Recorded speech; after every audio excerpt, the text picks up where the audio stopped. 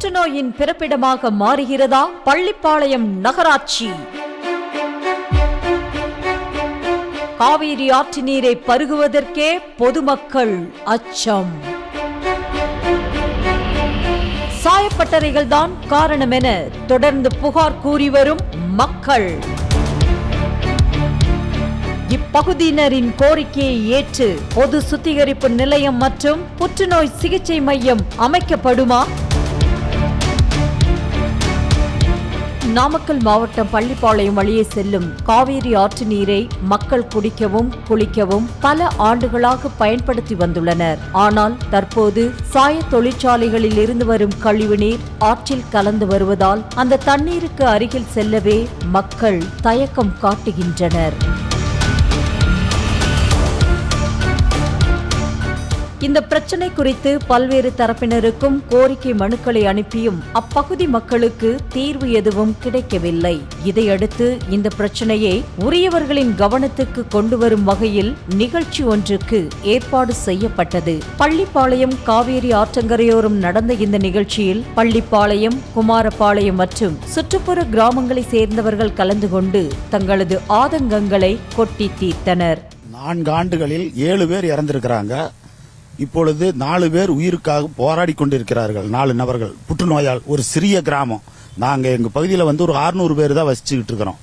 இந்த தண்ணினால 4 பேர் உயிருக்கு போராடிட்டு இருக்கிறாங்க. இப்போ 7 பேர் இந்த 4 ஆண்டுகளில் இறந்திருக்கிறாங்க கேன்சர்னால.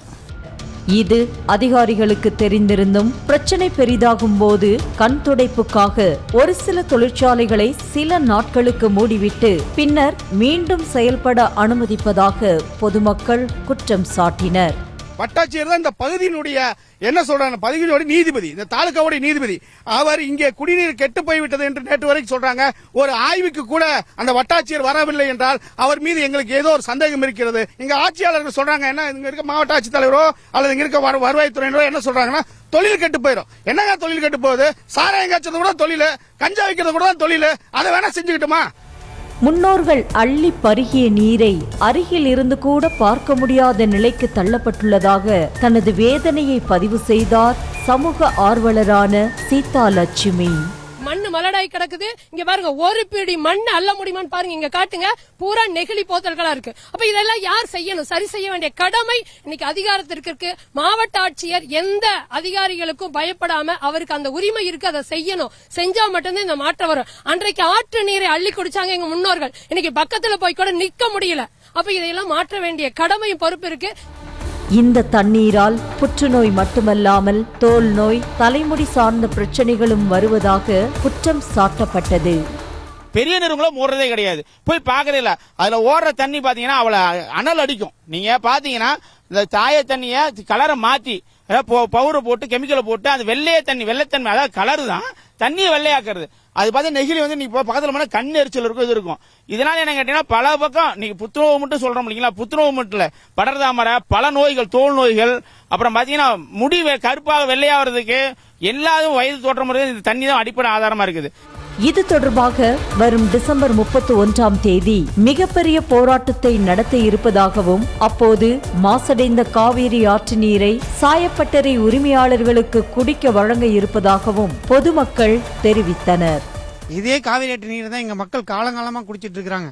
ஒரே ஒரு நாள் சார் சிறுநீரை தூய்மைப்படுத்தினா அது எப்படிங்க சார் குடிநீரா மாறும்? மலம் கழுவுன நீரை தூய்மைப்படுத்தி கொடுத்தா அது எப்படிங்க சார் தூய்மை நீரா மாறும்? ஒரு சாய கழிவு நீரை தூய்மைப்படுத்தி கொடுத்தா அது எப்படி தூய்மையான நீரா மாறும்? இப்போ இந்த 12 லட்சம் மக்கள் காலங்காலமா குடிச்சிட்டு இருக்கிறாங்க. இந்த நீரை நாங்க கொண்டு போய் ஒவ்வொரு சாயப்பட்ட உரிமையாளர்களுக்கும் டையிங் உரிமையாளர்களுக்கும் கொடுக்கறதுக்காக மிகப்பெரிய போராட்டத்தை நாங்க கையில் எடுத்து டிசம்பர் 31 நடத்தும்.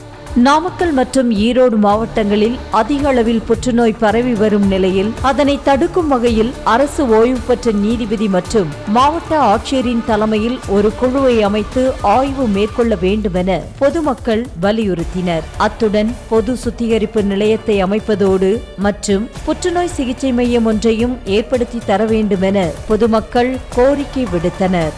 நியூஸ் தமிழ் தொலைக்காட்சி இந்த பிரச்சனையை உடனடியாக அரசு அதிகாரிகளிடம் கொண்டு சென்றது.